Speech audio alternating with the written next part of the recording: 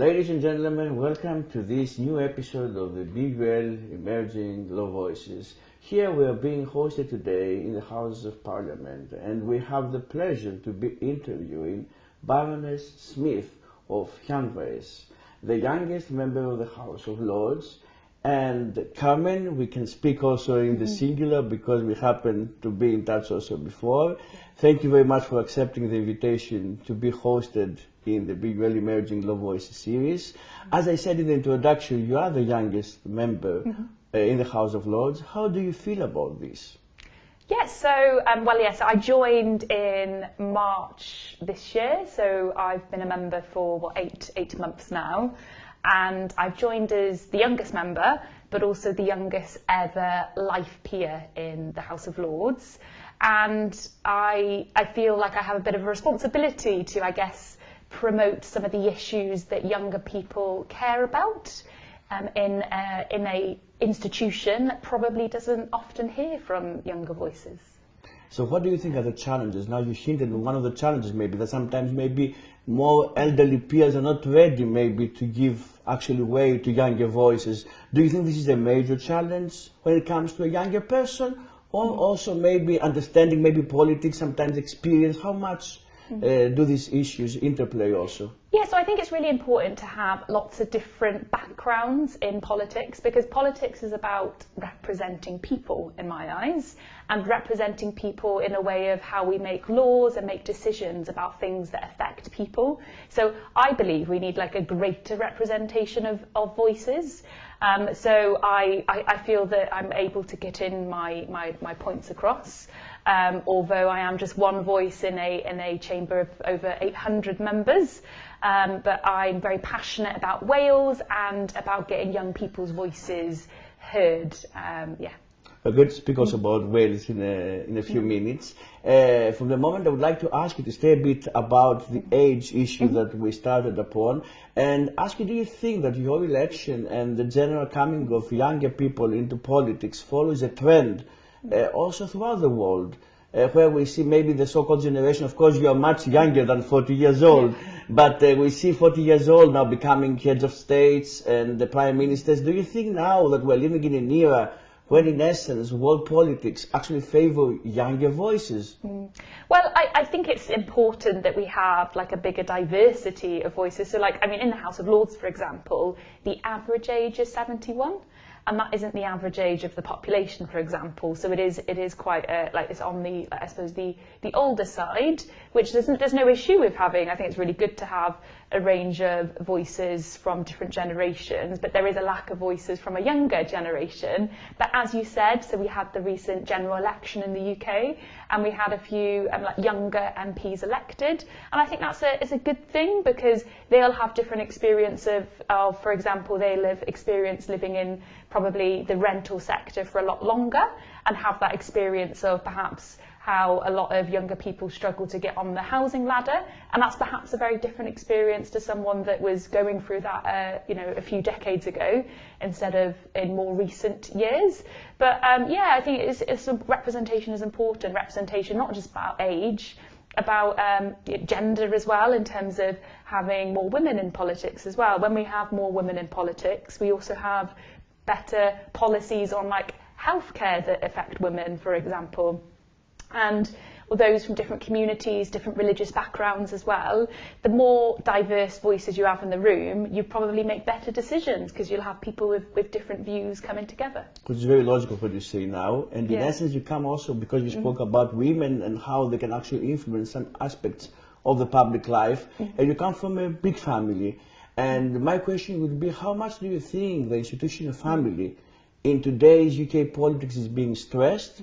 And how much do you think that social welfare is actually caring for the institution of family, and what steps can be taken, especially for people who come from socioeconomic backgrounds, which maybe weren't so much favoured in the past?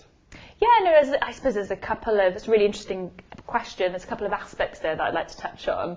Is one, I'm from a generation, and also those, I suppose, in the generation after me as well, who are having less children. And I think the reason why people are making that decision is because of the cost of living crisis, and in terms of just the difficulty to get your own home, and then not feeling like you'd actually have enough income to sustain a family. And that is a really telling sign of, that's why we're seeing the stats in terms of people not wanting to have children, more of a choice in terms of that, you know, with the difficulty of getting food on the table for families. And, you know, I come from a big family. I was a carer growing up for my dad. And when you touched on social care, it's so important, but that's why we also do need to make sure that we have more like younger people in society to be able to care for those that are elder, especially with a longer, like people are now living longer. Yeah, living longer, a longer life expectancy. But it's important that we have the workforce able to care for them. And that's why actually I'm a massive fan of migration, actually, in terms of getting the skills all across the world to help with social care. That will get me back to the film that I made, Migrating Fears, about migration and the fears around migration. Okay. So it's online, migratingfears.com. But I don't want to touch in this interview on the issue of migration, because I have many things to discuss. I will want to open the Vandalia now and take you to the issue of the House of Lords as an institution. I know that in the past you have voiced maybe your concerns or even your opposition to the institution of the House of Lords, and you have justified why you still are a member of the House to the extent that it still exists in order for the voice to be heard. I would like to ask you, in societies and regimes that have a House of Lords, in the US we have the Senate and the House of Representatives. The question is bicameral parliaments. Don't you think that they actually produce some check and balances to modern democracies? So it's essential the existence of another kind of house in today's UK regime. Yeah, so I don't actually have an issue with a second chamber existing, but what I take issue is I don't think we should have a House of Lords, as in something that's based on patronage instead of doing a job of work. And a second chamber is there as like a checks and balance part of parliamentary procedure and how we make legislation, and it does have a role to play. But my issue with it is about how we make the decisions of who sits in the Lords, and also that they are lifelong appointments. And I think we need to look at reforming that system, and I think most people in the public will agree, and I think there are polls recently that show the majority of people support having a fully elected second chamber. And you know, people do not support the idea that people are born into roles, nor that people are born into roles and have a job for life. That is things that people don't see as fair or just, and we need to sustain having democracy in our parliamentary system. So would you favour more kind of a system like in the US, where they have the Senate also being elected? I think it's always important to look elsewhere in terms of internationally, in terms of how other parliaments operate, especially more modern parliaments. However, we are a different country, so things will work differently, and I think it's important that we bring people on that journey with us. And my concern actually is that we have a lower voter turnout in recent elections, and that is a sign of people being disengaged with politics, disillusioned with politics, and not trusting politicians. And I think that at its root is the fact that we have an establishment that doesn't feel like people don't feel connected to it. And I think when we talk about reform, the use of some kind of like citizens' assemblies to actually get out and talk to people about how they think decisions should be made would be a really exciting and, I suppose, new birth of our democracy. Of course, this presupposes also information, informed citizens who are able to be informed and actually take a stance on certain issues. Yeah. So the question would be, how do you think in this apparatus you describe now that information would come to the realms of the people in order to be able to decide responsibly? Yeah, and I completely take that. But for example, I visit schools all the time. I speak to children who are from the age of 7, so in primary schools, and also young people in secondary schools and colleges. And what I do is I present to them what the House of Lords is, what the functions are, and who is in it and how it works. And then I open up to them about, how would you design a second chamber? So I just give them the stats and the facts, and they're always very come forthcoming with lots of ideas about how we get different people into politics, but also why having an elected process is better. And that's what I mean. I have complete faith in the public. When given the right environment, they have lots of ideas for our problems today. Now you remind me also of my academic role, doing empirical research and actually producing results based on the field, as you say now, asking people and see what the pulse of the common view, of the common opinion, of the public opinion is. Yeah. I want to take you to Wales now, your place of origin. And ask about the devolution there. Of course, we know from Tony Blair, devolution started in the 90s. Do you think that devolution has worked effectively when it comes to Wales? And what's your comment on the current status of the devolved nation of Wales? Yeah, so I'm a true believer in an independent Wales. And what I mean by that is all decisions about Wales should be made in Wales. And I somewhat wish that I didn't feel that way, and I wish that the Westminster government worked for Wales, but I just don't believe it ever will. And in terms of devolution, we've been on devolution is a journey. It's not just a one-time element, and we're still on that journey. But I'd say the biggest challenge is although we've had devolved areas in terms of like public policy, and like certain areas like, for example, the environment or agriculture or education and health, what we haven't had devolved is fiscal levers. So we've been given the powers to make some types of decisions on how policy is implemented, but not the powers to actually invest in our economy so that we can grow. And until we have those fiscal levers, we'll have to go to, we're basically being forced in a position where we must go to London with a begging bowl until we have those fiscal levers. So I am a great believer in devolution because I do believe it will lead to an independent Wales one day. However, at the moment, the struggle is that we do not have the fiscal levers, and at the moment they're here in London. I get your point about the fiscal levers. At the same time, coming also from international law and knowing also the experience of other state experiments, aren't you afraid that maybe an independent Wales can become, in essence, a failed state? Meaning a failed state, not maybe what we see in other continents, but a state which will not necessarily prosper given the geographical position of the area.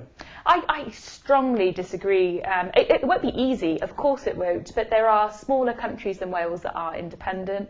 There are countries that are doing very well, like the Republic of Ireland, for example, and you've got like Luxembourg is the same size as one of our constituencies of Wales, for example. So I disagree in terms of around like the size.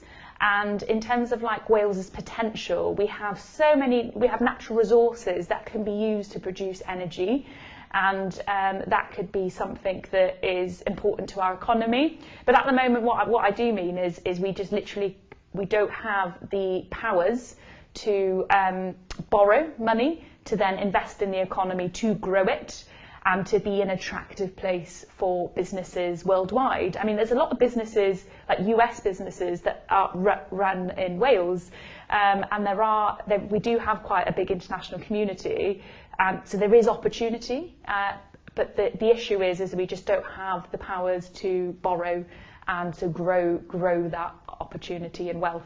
Would you envision also separate army when you're talking about independent Wales, also separate foreign policy, or like a status like Gibraltar, which is a dependent territory?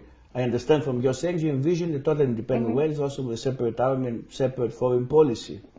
Yes, it would be its own country, so it would have its own position on foreign policy, although I believe in a Wales that is very open and inclusive and collaborating very closely with England and Scotland and Northern Ireland, and working in that partnership and working together on things that they can work together on, but also on things where it makes sense to make the decisions on a local level, then that should be the case. Yeah. I want to take you also to the geography of Wales, and you come from northern Wales. Would you like also to say for our viewers, of course, for our viewers to say that Cardiff is the capital of Wales? And could you tell us a bit more how, as a local, view the discrepancies in the geography of the area, of the region, and how much do you think these discrepancies maybe affect the economy, the potential of the region? Yeah, well, yeah, the geography is really interesting, and you're completely correct there in terms of how that does affect the economy, because we don't have good investment into infrastructure, into our transport, and that is an example actually of a Westminster failing. So for example, there is a big a railway project in England called HS2. Some people might be aware of this. It's quite a publicly known big project, and that line is solely in England. And just to give some further context, how funding is based on like a devolved level, is that if England makes a decision to fund, like for example, education, but education is devolved in all the, so Scotland, Wales and Northern Ireland, then those nations will get like the consequentials of that, so they'll get a certain percentage for their government budget to then spend on whatever they want in theory, but it's because of the extra education fund in England. But with this project called HS2, it's been designated as an England and Wales project, but not a single track is laid in Wales. And because of that project, Scotland gets consequentials and is able to spend on more transport infrastructure, and same in Northern Ireland. But unfortunately, because it's classed as England and Wales, Wales doesn't get any of that extra funding. And if they did, it would be £4 billion to the Welsh Government, which they could spend on infrastructure. And we have awful transport links in Wales, and that £4 billion could be used to improve the north to south line. To get to North Wales to South Wales on the train, you have to go into England, which is absolutely fine, but it's just it's quite telling that those links just don't exist throughout Wales. As a Welsh politician, do you think that maybe North Wales has been left a bit to the side, meaning that all the emphasis, all the development goes more to South Wales, and so maybe the priority for a Welsh politician should be to invest more and build the Northern Wales? I think it depends on the issue, because I wouldn't say that is like a fair statement to make. So for example, when we talk about South Wales, we're also talking about the valleys, who so in Wales actually, a third of all children still live in poverty, which is absolutely a shocking figure. And a lot of those children are in the valleys, living in the valleys, in communities which are historically, they were mining communities. And there isn't the jobs. They've been let down by government after government in terms of a lack of investment in their communities. So no, I wouldn't say it's a clear like north-south a difference of funding, because I do think that the communities in the valleys do suffer as well. In this vision of Wales that you have, how much does tourism play a role as a sector which can bring maybe more money in the region? Yeah, no, tourism is a very important industry in Wales, but we also have other industries with the potential of, as I said, with the natural resources, we could be a world leader when it comes to energy, because of the fact that we have all of the way that our land is, and the opportunities for tidal energy and wind energy. There's so many opportunities there. But actually, I would just like to say, Wales has quite a long industrial past, and as I mentioned earlier around like the valleys, in the valleys, those mining communities, they are still kind of left behind because of things that happened before we had a parliament there as well. So there are currently over 2,500 disused coal tips in Wales, and what that is a tip that's left over from those mines in the past. And those disused coal tips are, some of them are very at risk of collapsing, and in the past there was a collapse which resulted in the loss of lives of a lot of children, for example. And At the moment, there are 250 of those still in existence in Wales that are at risk of falling on communities, and that's a real injustice at the moment, and something that, in my view and a lot of people's view in Wales, is that considering those mines benefited London and the rich manor houses in the past with coal, it is shocking that it's actually the communities in Wales that are being asked to pay for the safety of those mines, and not Westminster. You speak about mines, but also Wales has agriculture, has also farming. Yeah. Would like also to voice a comment, given that we have also a situation now in the UK Parliament here about the inheritance tax and all these plans of the current government. What would be your comment about the future of the Welsh farming? Yeah, well, agriculture is a really important industry in terms of from a social perspective as well, but also us having our own food security and having that local food produced is so important, and it's a part of society and an industry that should be protected and supported, because they do give a lot to us. Carmen, so far we speak about social change, and we delineated some fields, some elements that can instigate social change. The question is, you studied law. Do you think that law can actually instigate social change? Well, certainly. I've met a lot of lawyers that have led on public inquiries, for example, and they've kind of taught me in some ways about the importance of having public inquiries into injustices that people have faced. So, for example, with the post office scandal, the infected blood inquiry, and they're becoming more forthcoming. And a lot of those public inquiries, there are a lot of lawyers involved in them, and that they are a really important way of pushing forward change, and change from more of a grassroots level as well, because they involve the people that an injustice affected. Carmen, one last question, which has actually two parts. Yeah. First of all, how, after now being in the realms of the UK Parliament and in politics, how easy is it, you think, to instigate change in politics? And what is the most fascinating aspect of your role that you really enjoy? Yeah, so change can be at all levels as well, and that's how I got involved in politics, was because I wanted to make a specific change to a policy in Wales, which led, actually, so I managed to change it because I lobbied the Education Minister on it, which was to remove means testing from applying for students who are carers for applying for university, so that they actually receive the full maintenance grant going to university, because it recognised that the role that they had as a carer for relatives or family member or someone. And that was really important, and that was like a small change, but probably will make a big difference to lots of people. And what I found here is, actually I haven't been here that long, but I've already made a change of, like a very small change in a piece of legislation through an amendment that I got passed. And it will likely result in more funding to Wales, and we're talking about millions of pounds. And it's a small few, like it's a new sentence in a piece of law that can actually make quite a big change. So yeah, I think that sometimes we can view change as it needs to be a really big, massive thing, but actually sometimes when we just tweak something slightly, and especially with public policy or how like the welfare system works, changing something from like earning like a pound more and being able to claim for something like the winter fuel allowance can affect a lot of people. So I think it's about framing it, and actually every little change can make a difference. You're absolutely right here, Carmen, that sometimes we shouldn't grasp changes, only the big changes, but also something small, but can generate much difference for many people. Carmen, thank you very much for this interview.